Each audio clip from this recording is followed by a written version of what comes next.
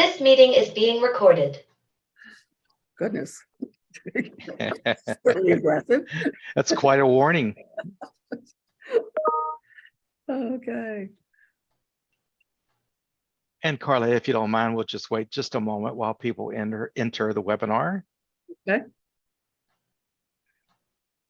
This is automatic, so when I select start the webinar, it allows people to come right in. I don't have to do anything. It's really kind of automated and kind of nice. So it looks like we have a studied out audience and a group of attendees. Carla, so over to you whenever you're ready, please. All right, Russ, thanks so much. And welcome everyone to the Federal Government Distance Learning Association webinar. We're so glad that you're here. I'm Carla Lane. I'm the Vice President for the Higher Education Sector for FGDLA and the moderator for today's webinar. As you all may know, FGDLA is a nonprofit. We're a professional association formed to promote the development and the application of distance learning in the federal government. We actively foster collaboration and understanding among those involved in learning, distance learning, and training in the federal government. Our members are primarily from the agencies within the federal government. We invite you to join with us in this exciting field. Our address is fgdla.us. For upcoming events on December 14th, Dr. Melissa Dickman will hold a 2-hour workshop on helping subject matter experts create strong courses when they have little to no background as an instructional designer. So that's going to be an important study. We'll start the new year on January 18th with John DeFonso of Moodle. He will be presenting on Moodle for Government. So that will be an interesting study as well. On February 8th, Don Mahoney from Learning in the White Space will present information on job aids and performance support. So we're ready to move into the new year, but we've got a great presentation for today. We're so proud, though, that Zoom is a sponsor of FGDLA. They are the best possible partner that we could have. Today, we've got Russ Colbert with us. Russ, thank you so much for sponsorship from Zoom and all the things that you do for us. Always very welcome, Carla. Thank you as well. Okay. Today's topic is about instructional strategies for online learning, and we have an expert in the field and an FGDLA board member to provide this information. Sandy Wagner is an associate professor and distance learning academic specialist for the Directorate of Continuing Education School of Distance Learning at the Defense Language Institute Foreign Language Center in one of my favorite cities, Monterey. Sandy, welcome. We're so happy you could be with us. The session is ready to begin, and the floor is yours. Thank you so much, Carla. I really appreciate it. Just have to get through a couple of presentation slides. This is just a disclaimer that we have to do for the Department of Defense. These are the views and opinions of myself. And with that, I'm going to continue. I'd like to include just an overview. This is what the abstract that you read. And the agenda for today is getting into a context cognitive frame of mind.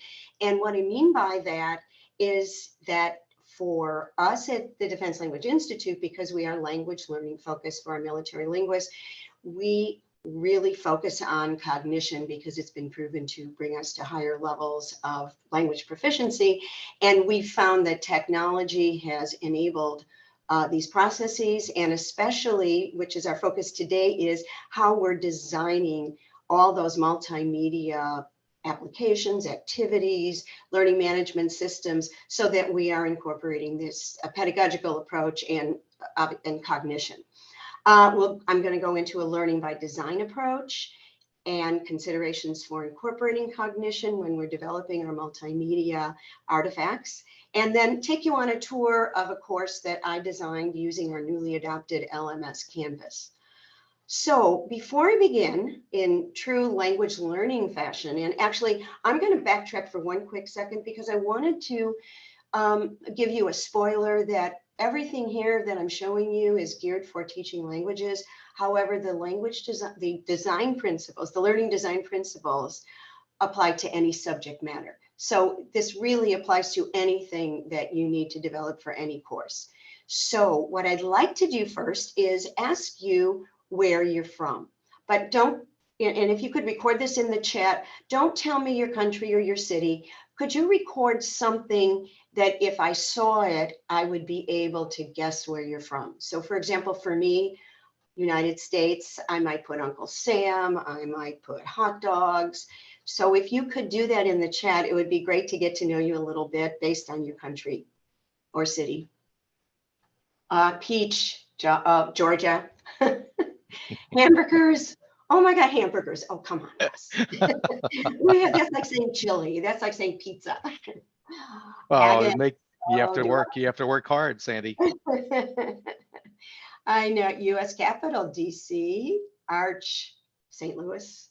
Haggis. Okay, haggis is Scotland, I believe. Paula, tell me if I'm right or wrong. I think it's that. Otters. Guess who that is there? Kay is one of my wonderful colleagues, and we have lots of otters in Monterey.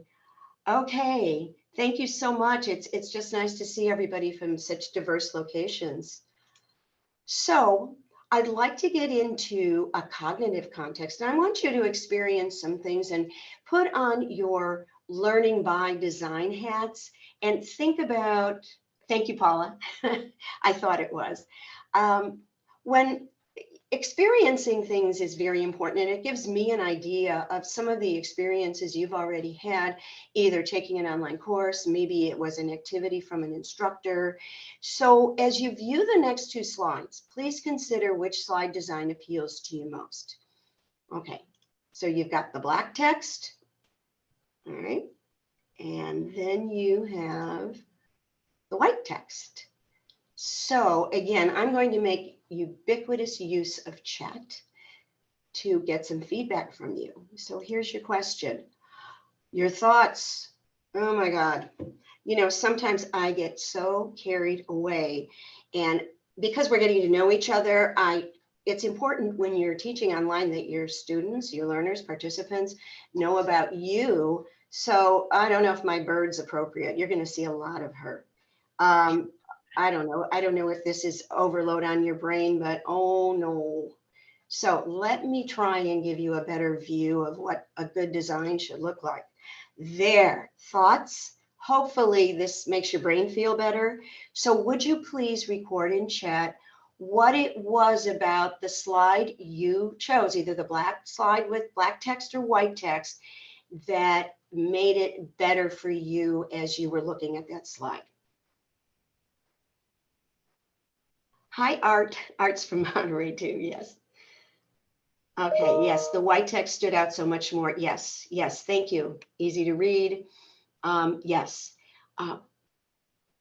thank you. Yeah, so hopefully, and again, I think it's, you know, we all know that when we're going on a website, if it's easy to read, we might stay there longer. We may be more cognitively engaged. One other thing is, if you notice that the text in the black was all bold letters, and when you came back to the white, I don't want to go back there. Just think about that. I did sentence case. I always find that all bold almost sounds like you're mad at people. You know, like when you type in all bold letters. Again, another design aspect. People think you're angry at them. So, thank you so much for those thoughts. All right, let's take another look now. Here, oh my God, I did it again. Oh no. So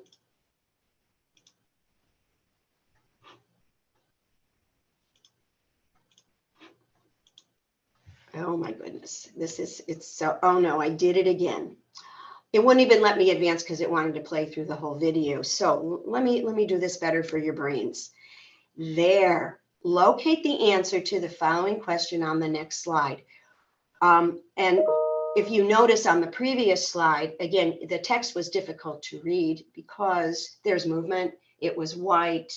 It was just not good for us cognitively.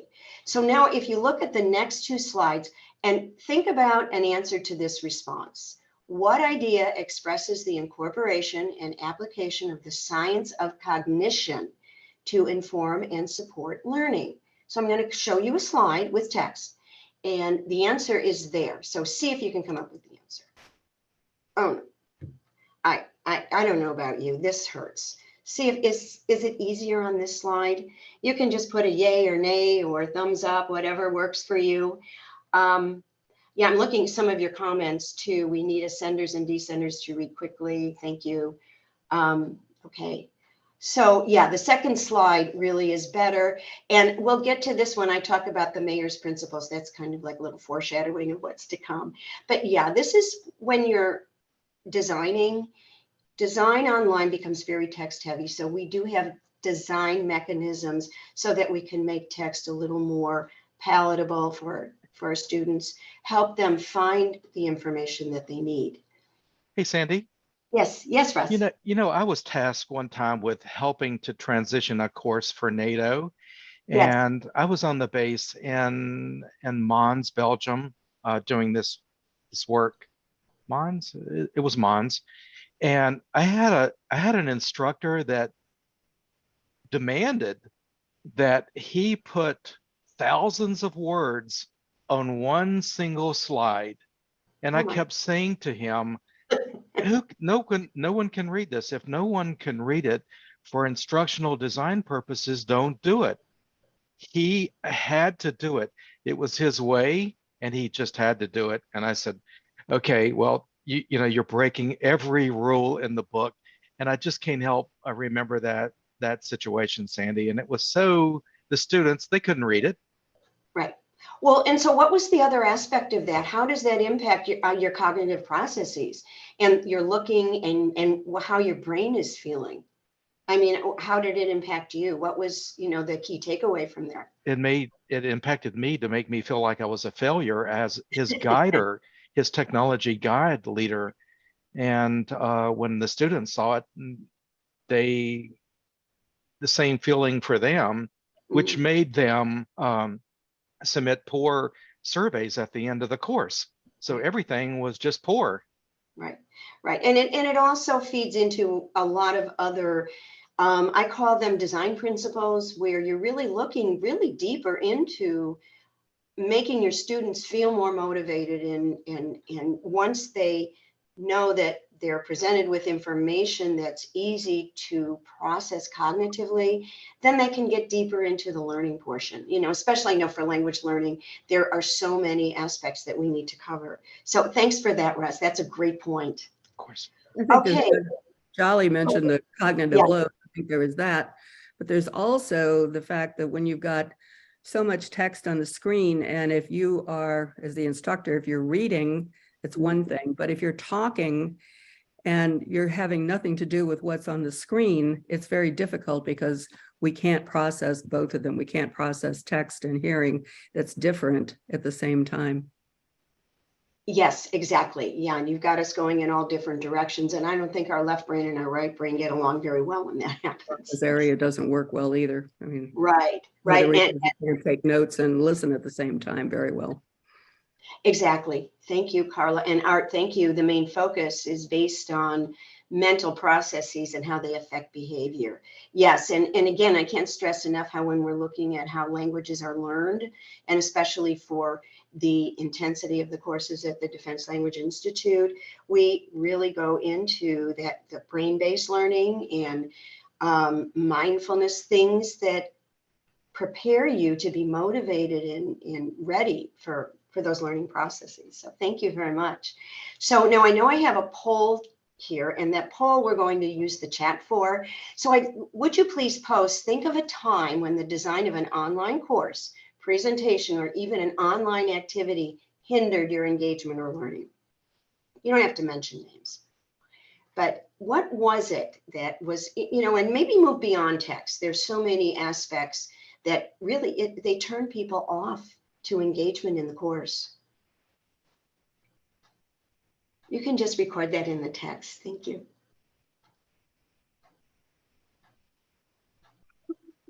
Any ideas? Yep. Coming up. Okay. Oh, yay. The teacher failed to do the 3 Ps. Planning, preparing, and practicing. There you go. So she just put it up, right? That was it. No engagement. He failed to do anything. He walked into the room. It was an online course where lots of people and lots of sites were together synchronously. Right. So it was synchronous learning, and the gentleman failed to do any preparation, and he failed miserably. And so the learning, all the students were hampered greatly, Sandy, from that. Oh, definitely. Well, and I'm looking and, just piggybacking on that, Dawn's demotivated when I have to respond to a discussion board prompt that's rhetorical or just not interesting. Absolutely. And that's a whole nother presentation on how to develop question prompts that elicit more critical thinking and not just asking for what we call very level one bio data. What did you do last weekend? There's so many other ways that engage the students and get them curious. And then you generate even more beneficial discussions. Technology. Oh, okay, Art, I get it. Yes, definitely. Having no opportunity to ask real-time questions. And Paula, that's really interesting because sometimes we can't, but then we get into a design principle where we're actually talking about teacher presence. So you can address that, maybe not as, effectively as real time, but certainly you can emulate it. So it kind of softens it a little bit. No planning or clear agenda. Yes. Can't find things in a course. I'm going to address that as I move forward. So you'll have some more answers. And then at the end too, if you have more specific questions, we can talk about that also. Thank you so much for your responses. Okay, so here's what I decided. I am going to try to come to your rescue and get rid of your worst nightmares and turn them into dream LMSs and multimedia activities by explaining to you a learning by design approach. And this has been greatly influenced by a book by the Advanced Distributed Learning organization, Modernizing Learning. And basically we're talking about a future learning ecosystem. And what that means is that it's no longer just our curriculum. It's no longer, it's more than objectives. It's no longer what's being dictated at the top is what we have to teach in a program, but it's bringing in stakeholders. It's incorporating cognition. It's incorporating content. It's incorporating collaboration. And this is only one small piece of it, but what I have found from my experience as a designer, that if you have good instructional design, you can incorporate so many elements that make your course successful. So I did include a list here of what instructional design is informed by, and with a focus on cognitive theory of learning using cognitive processes. There's a definition at the bottom. I don't know if you want to add to that something that is a trigger for you, but all of this is informed by this future learning ecosystem. Mayer's 12 principles of multimedia learning that I found are so applicable, and I will show you some examples. Maslow's hierarchy of needs for online learning, and design principles that promote best practices. And this is where I had a co-partner in designing a course for an outside organization for English as a second language. And that course is still running, and we really gave people a springboard on how to develop an online language learning program using an LMS. And I will also say that all these principles not only apply to learning management systems, but even to a Word document, a lesson you may be creating, an activity, some of the multimedia tools we have that give us more leeway and flexibility to incorporate design and not follow their templates. So let's look at the science of learning. This is cognitive science research on how students learn. It draws on many different methods, and it's optimization of learning for all. So it's not just teaching to that middle group of students, it's scaffolding, it's bringing students to better meet learning objectives, to becoming successful on assessment, to applying their knowledge as we do at DLI in real life situations, because ultimately our mission is putting a military linguist out in the field and in unexpected situations where you just never know what language you'll need in response to a situation or to a conversation with somebody.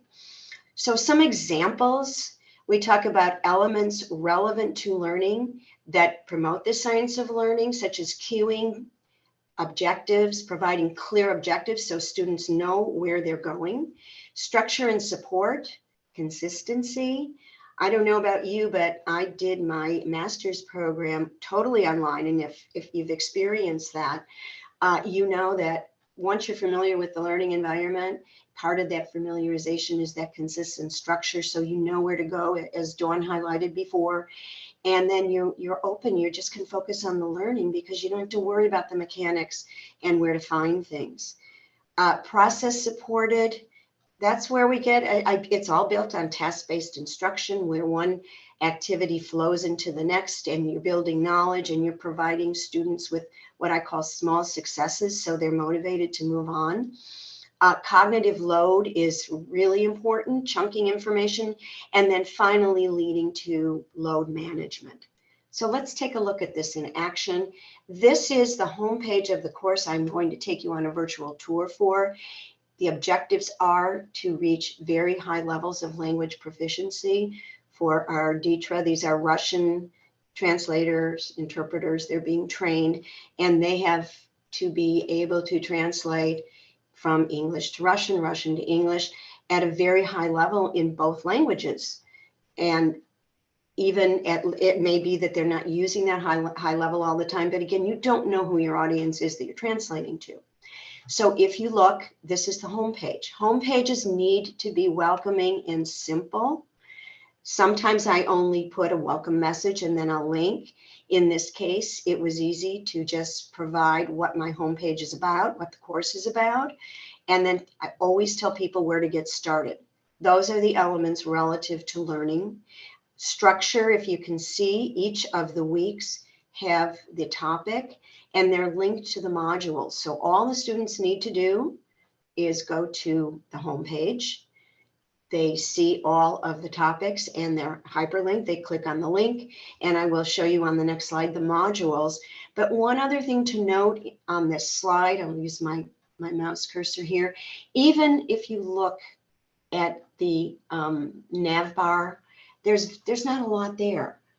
I have grades, discussions, assignments, syllabus. You could do more than one if you wanted. Modules in the homepage. That's all they're seeing. I know, and some courses, that's a pet peeve of mine. Everything is there. And I get lost. So this keeps it simple and it makes your brain happy. I think that's our goal here. We want to make our brain happy. So this is a module. So when my students click on week 1, this is biography. And as you can see, it's all number coded. Again, there's that flow of information. It's easy to follow.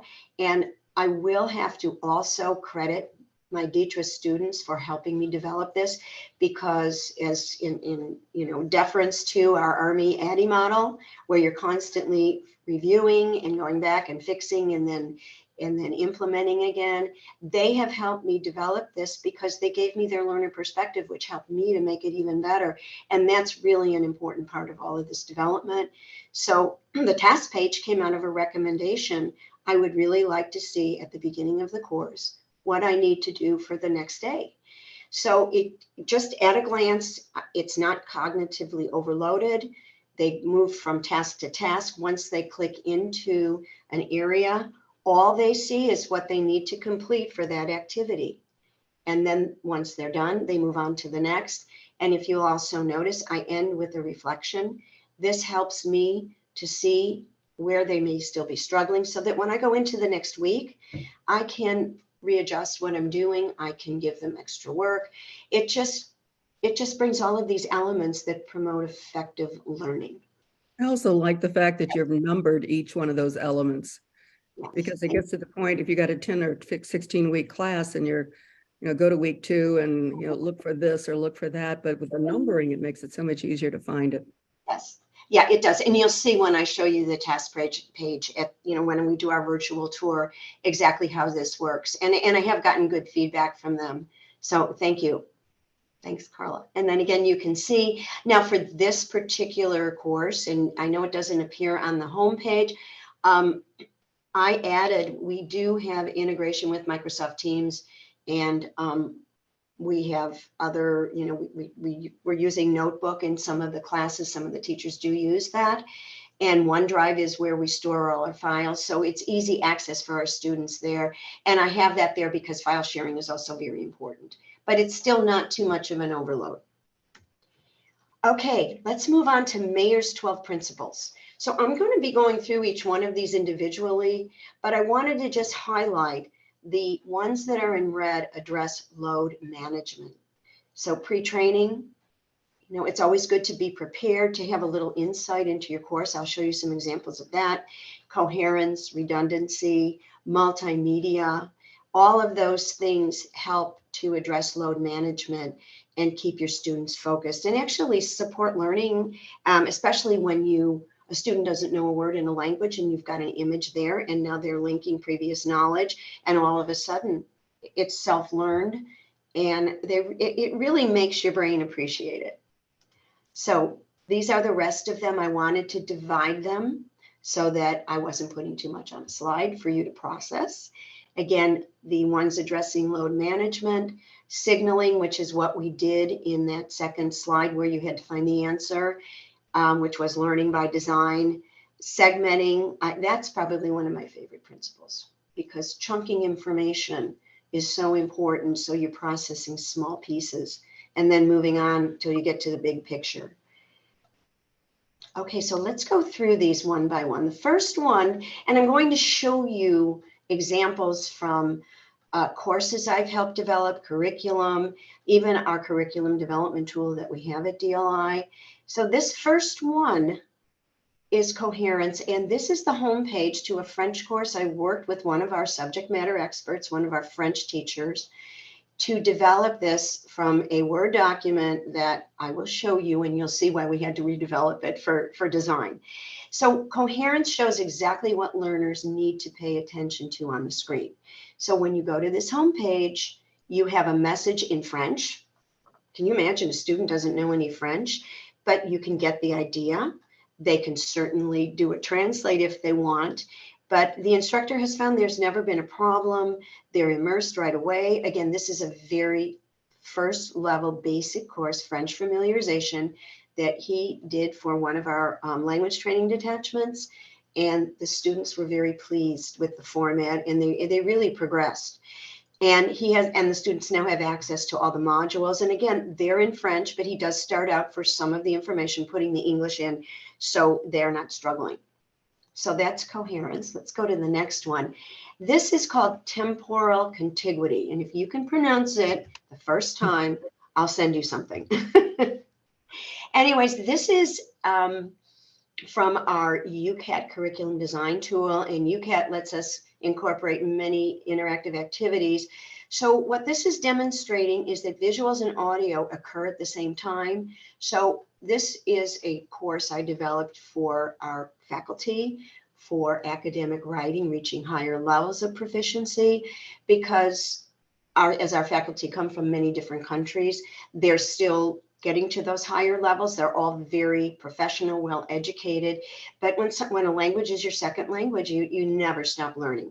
So we provide a lot of support there also. And this is just contextualizing. It's a clip for that song. If I asked you, I could write a book. Don't ask me to sing because you won't like it. And as they're listening, all they're doing is selecting words that relate to a form of writing. But I found that it engages them. It gives them it's happy. Music is always happy. And this is not out of context because it plays directly into what we're about to embark on. And it does get very intense. So just to give you an example. Questions? Okay. All right, the next one is multimedia, which means words and pictures are better than words only. So here is the first part of our French course that we put online in Canvas. And as you can see, each of the parties, or the parts, have an image related. So every one of those images, and this is very important to not put decontextualized images next to the words. And if you see, they're all in French. Again, the English is there, but before the students even see the English, just the way this is designed is giving them a clue.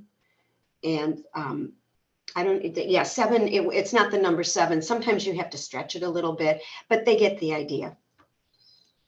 Okay, let's look at pre-training. Pre-training is probably one of the most important things you can do for your learners when you're developing anything. First part is many LMSs have built-in glossaries. This is our UCAT curriculum, and we're able to add glossaries, and we're also able to enable that glossary definition to come up if that word appears anywhere in lessons we create. I don't use it because it's visual overload to see all of these highlighted words in a text. So I do tend to turn it off, but the students have access to this immediately. And having this is really beneficial, especially for language learning, because you can put a translation in, or you can just put a definition in. Again, you can scaffold that for your learners. And the second pre-training is this. This is the course that I co-created for best practices of online English language teaching, part of that developing an online teaching program. And we start with a scavenger hunt. So once the course is developed, we create a scavenger hunt, and the whole goal is go to this area, tell me what you find there. And as you can see, there's focused questions, but it forces people to click on areas and not be afraid, and to see what they can find there. So now when the course starts, they're familiar with where to go for a discussion forum. They're familiar with where to find other people, anything. And again, different names appear on different learning management systems, but this also came out of feedback I got after I facilitated this course with some of the participants saying it would be really great to get to know this learning management system better. So it was an easy fix, and it all goes into good design for a learning management system.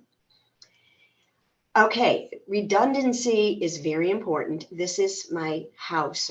Well, I used to live here in Pacific Grove in Monterey, and it was just a cozy little house. So what I did was I used Adobe Spark, and again, design principles. Adobe Spark is set up so that you do use good design principles, because you can mix and match your video and images and video and text.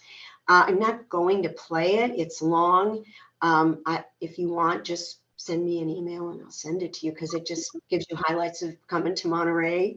But the idea is narration and graphics, minimal to no text. So you're going to hear my voice. For language learning, this is amazing because it develops listening skills. And the redundancy is very beneficial because you dual code, and it gives students even more context for meaning, and it really helps your brain process and retain that more. So this is if you're ever in Monterey, and just send me an email or something and I'll send it to you. Okay, signaling is what we saw before. You highlight and point out essential information. This is a grammar module. One of the pages in the module, I include these in every module for the DITRA course. And this was relative clauses, articles due and make. I always start out with a review, and then it's always followed by activities. So I don't spend time lecturing grammar rules. I do spend time answering questions if students still don't understand, but I have found that self-study time is good processing, especially for learners who process at a slower pace, and then they apply it to activities. But you can see just the looking at the hyperlink highlights that. And one other feature here are these bullet points. So instead of writing in paragraphs wherever you can, use bullet points or separate them, double space. Sometimes you can alternate highlighted text with italicized text. It's just a way to separate that information so your eyes and your brain can process it a little better. Okay, spatial contiguity is images need to be close to the text. So this again is from the UCAT curriculum, and I have a header feature that I can put on each page to introduce it.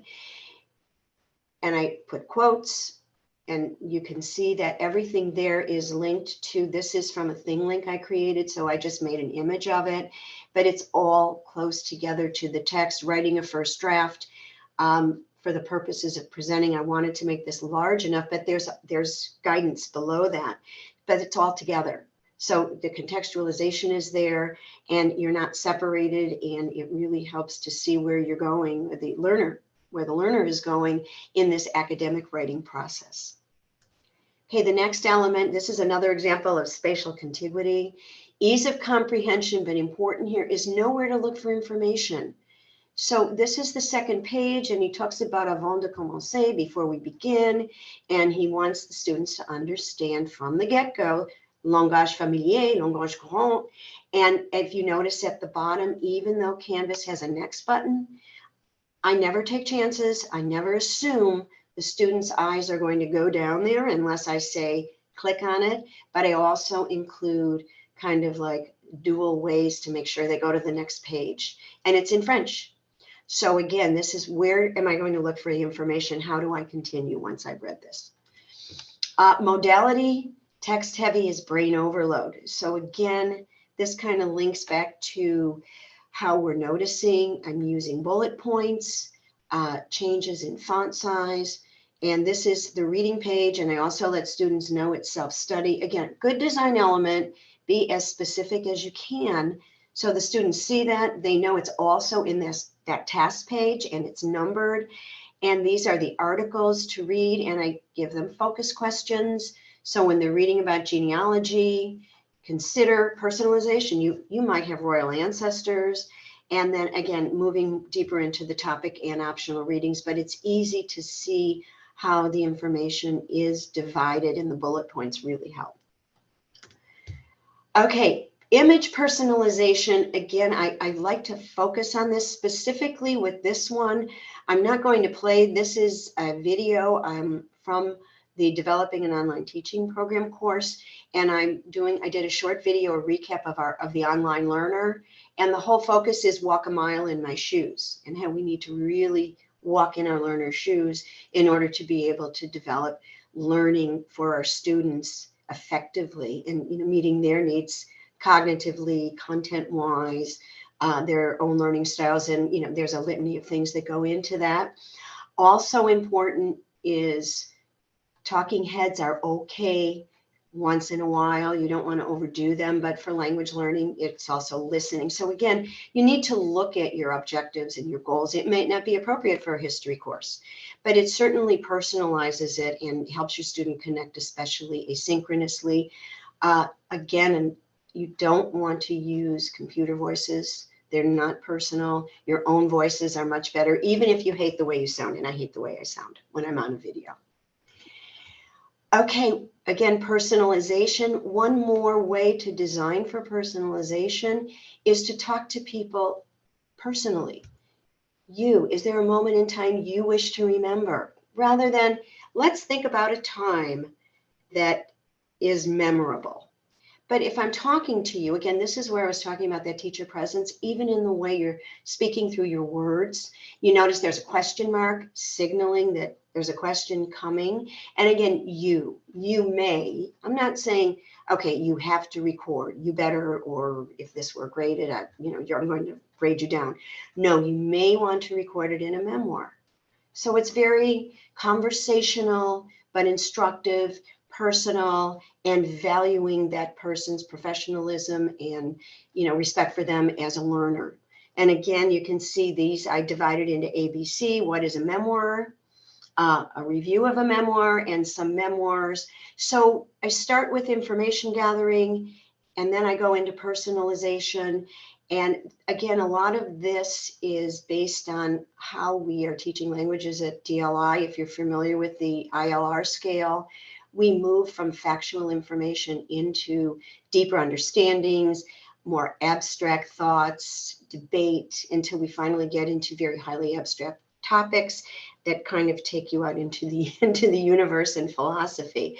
But this is why I have a flow there, going from facts of the memoirs to personal stories and other memoirs. And then the writing assignment at the end is to have the students write a personal memoir.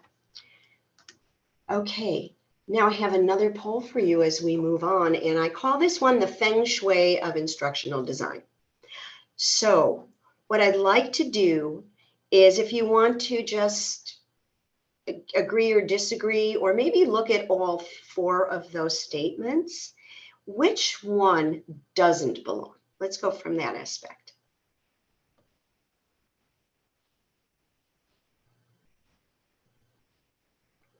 You can just put the number in the chat box after you've read them. So think about which one of those definitely is not true.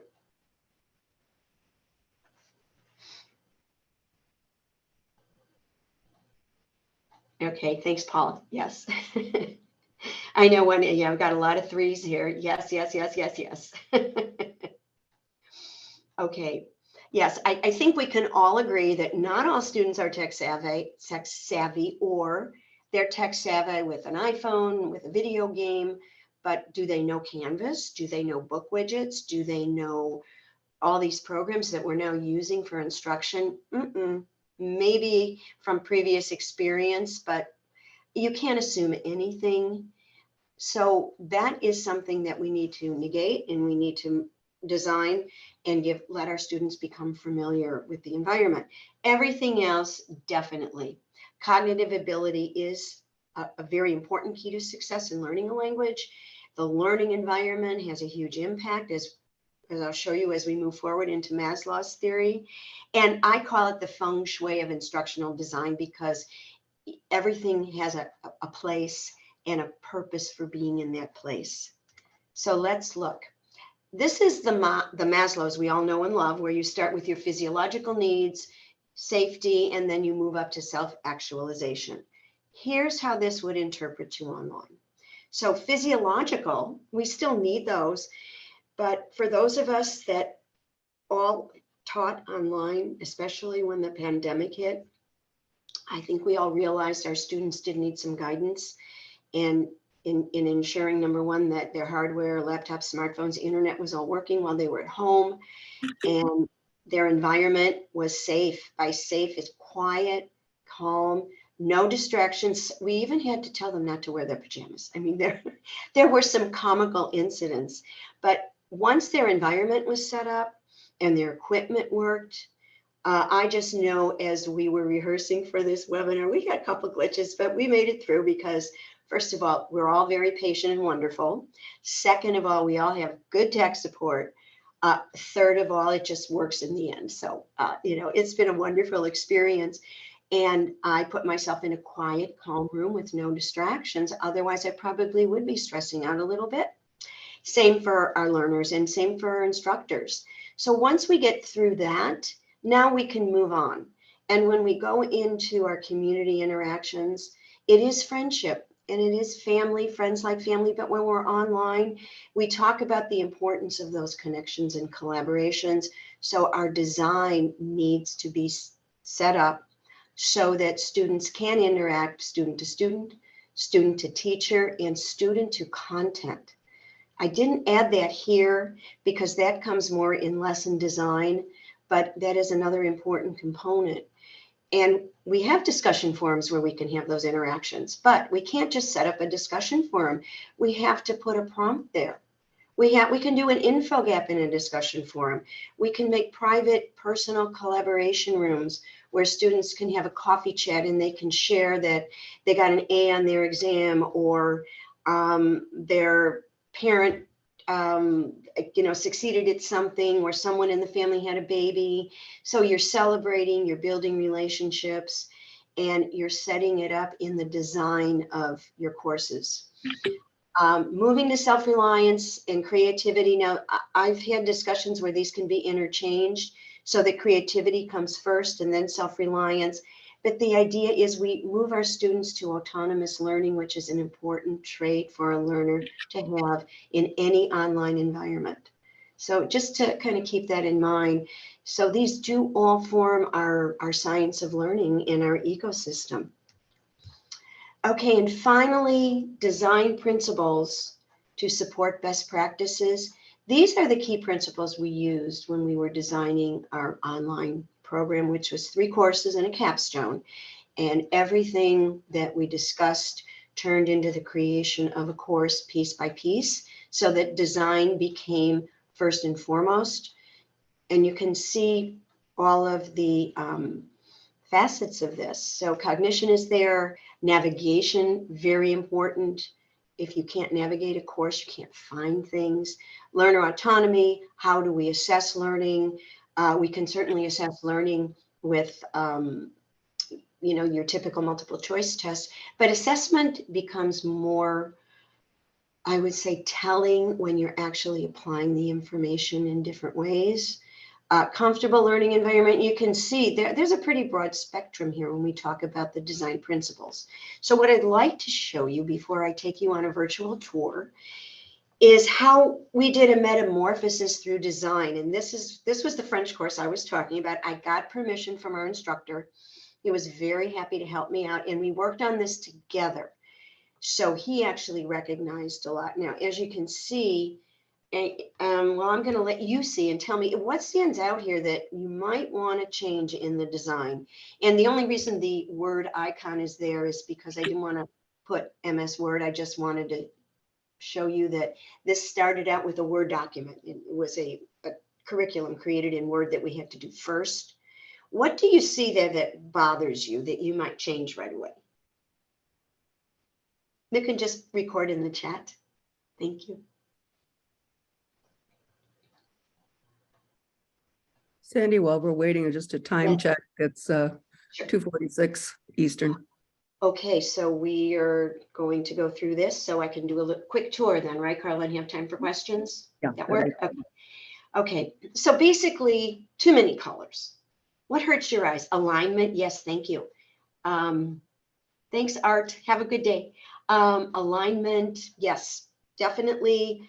I don't know. To me, it's a lot of text. Let's look and see what we did in the interest of time. So if you look at this one, what I did was, oops, sorry. That's my mouse. My mouse doesn't like me today. Okay. So coherence, multimodalities, and chunks, you can see we moved from too many colors. I don't know where my eyes are going to go. And now we branded the course. I always brand things, and because it's an official DLI FLC curriculum, this is his French familiarization. The students know what it is. They know it's module 1.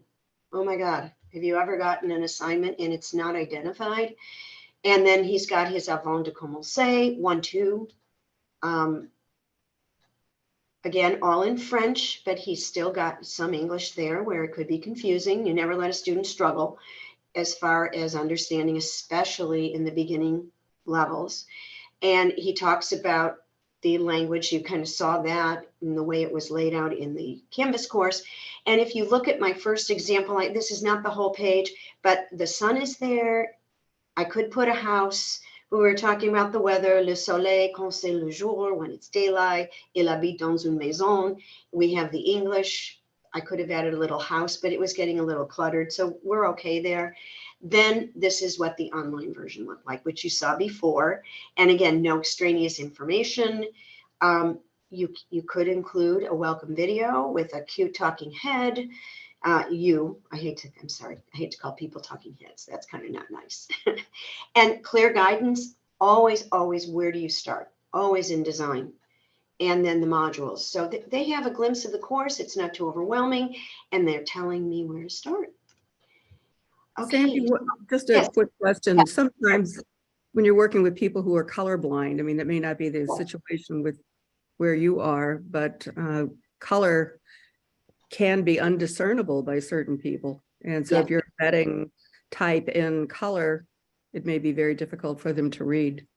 Right. So if you notice, I stayed away. What I tend to do is, especially with text, I avoid, doing red, as much as possible.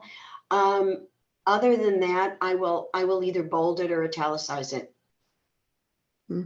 Does that, again, I haven't really addressed it that much. But yeah, it could be an issue. And again, something to consider, definitely. So with charts and graphs, if you do an overlay of a pattern over the color, it helps them to be able to discern what the graph or the chart is actually showing them if they can't discern what the colors are. Right. Yeah, that's a very good point and a very good solution. Yes, thank you. Yeah, if you see me looking to the side a little bit, I'm on 2 screens, so I can look at the chat. So what I'm going to do is I'm going to reshare. I'm going to share another window so I can take you on a virtual tour. And hopefully you're all seeing my course. Yes. Okay, thank you very much. I'm going to take you to student view. And I'm going to try and scroll not too quickly, but in the interest of time, so I can answer questions. But this is the full course. And as you can see, it's got the links to teams and classes. The screenshot I showed you, I think it was before we modified. And when students come on, I do have this enlarged so it's easier to read, but you can see the whole course is here. There's 2 trimesters in tables. I use tables for design ubiquitously.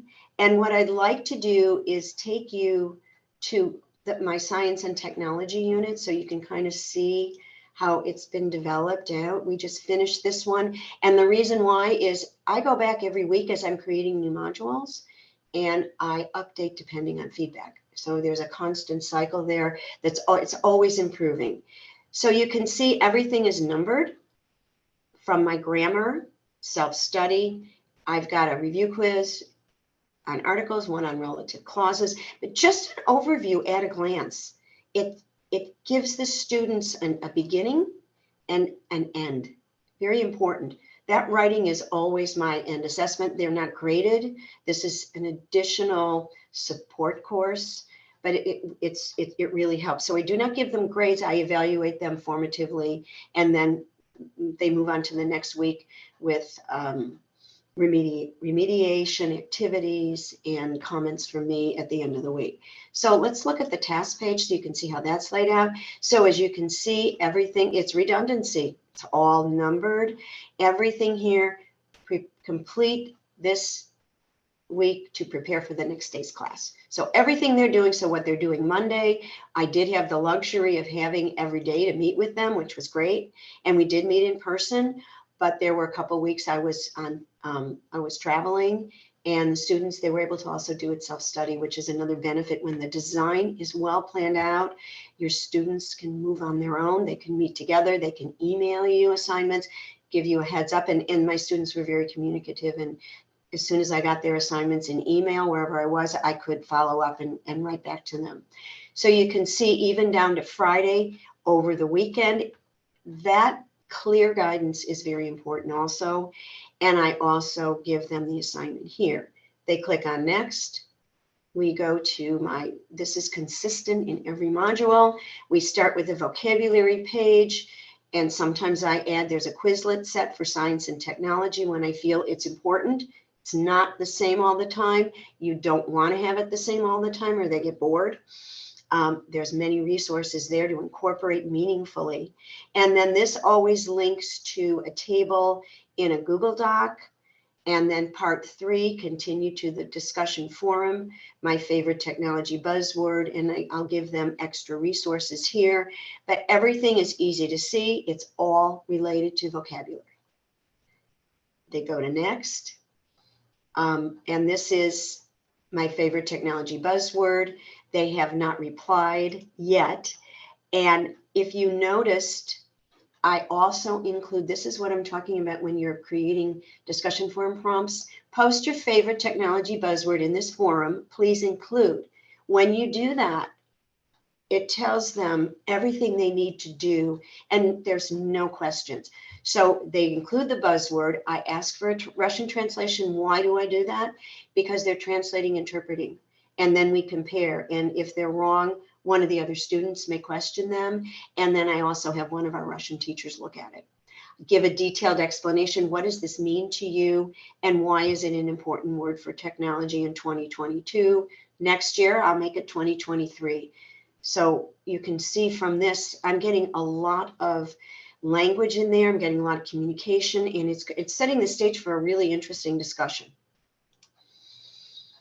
They move to, this is the grammar. Grammar looks the same. It's laid out the same. This image may change or may not, depending upon if I need to more contextualize. But they have a review, and then they review articles, and they review do and make. And then I tell them what the task is. They move to the next section. And this is a review quiz. That is right. This one is right in, it's either book widgets I'll use to embed, or it'll be right in Canvas. And the next one, again, another quiz. And then they just move on to the reading and listening. This icon signals reading and listening. And again, you can see that the readings are carefully outlined. main topic. They don't have to read all of them. I always just say read one or whatever you have time for. And I give them things to look for, select a few science and technology articles, and consider how the information impacts your life or not. And when we come to class, we discuss. So I'm also giving them feedback. So when we're meeting, I'm working on communication skills. I'm working on listening through this self-study. I'm working on reading. So it's totally skills integrated just in the design of the course. That's the key. And then I always have interesting videos here. And what's interesting, I always include is the top USA Army science and technology advancements. That's, military related, is very important for our students. And then as you advance, we always have a translation interpretation. This is a form that they access, and I can, you can see even in the design of this form that I use. So what I do is I pulled headlines, and these are from sites that we are allowed to use. The sites give me English translation, so I have some basis as a non-native speaker of Russian, but they translate these for me, they write them down, and it gives me an idea how they're interpreting in a culturally sensitive way to a Native American speaker, or native speaker of English, excuse me. So, and you can see I have images there to contextualize. These are all from videos that are current. So even in the design of this, you can see it's very clear. It's easy. You're contextualizing everything. Okay. And then again, these we do in class. They're videos in Russian, and they translate for me. And then finally, the unit ends with a writing assignment. And again, you have the topics, and I give them different ways to submit. So if they want to do a PowerPoint and record, it's all about choices too. Again, very important in design to address a student's preferred learning style. And I find that I get the most amazing products, even some written pieces that I want them to submit, professionally. They're amazing. And then finally, a wrap up with this, resources I give them, and a reflection. This is more, I don't know why it defaulted there, but, and this is another page. Okay, you see my technology failed me there. Anyways, you can see all of the courses that I've developed. I'm going to go out of student view just to show you. So I'm on a sandbox, and these are just some of the ways I have designed anywhere from this was a presentation to the French course, and it follows the same flow. And you can see this is what you were looking at. Cindy, we're down to about a minute and a half. There's a question in the chat. Yes, let from me. Jolly Holden. Do you use instructional authoring system to create your online course, such as Lectora and so forth? No, I don't. Okay. No, what I use is we get the Canvas course shells, and I develop directly in Canvas. Does that help, Jolly? Are you? Yeah. Yeah. Feel free. Oh, okay. Can everyone unmute their mics if they want to talk now? Russ, are we good for that? We in a webinar, I'll have to do that one by one, Sandy. Okay. Okay, it's up to you, but yeah. So I see a question. Oh, DLI-ELC. Oh, April. Okay. Yes. Please feel free to connect with me. Let me go back one slide let me go back. I do have a QR code here with my contact information. So if you want to just put your smartphones there, it'll automatically record it. And yes, I'm happy to help anybody. Really, it would be my pleasure to work with you at the ELC, April, or if anybody has specific questions. During COVID, I actually Zoomed with teachers around the world through TESOL, the Teachers of English for Speakers of Other Languages, who had to go online on a dime, and I was able to help them set up whatever learning management systems they were using at their schools. So I'm happy to help you with that. Sandy, I have opened up the microphones for everyone. Oh, thank you. Yeah, I just said perfect. Thank you so much. This is April. Thank Oh, you. okay. Sure, April. Yeah, please. I'll look forward to talking to you. Yes. And yes, there will be a recording available if you go to, in a day or so, to fgdla.us. You'll find the recording from today, and you'll find the recording from our entire series of webinars that we've been putting out for the last couple of years. So I think we're come to an end. I don't see any other questions in the chat. So we want to thank you, Sandy. Excellent presentation and just a wonderful tour of what you're doing and how you're training our people. And we want to thank you, Russ, for everything that you've done for us for today and that you continue to do for FGDLA. And thank to all of you who chimed in today and let people know about our webinars. We're happy to have them. They're free and anyone can join. You don't have to be a member of USDLA to do that. So that concludes our webinar for today. Thank you so much for joining us. Goodbye.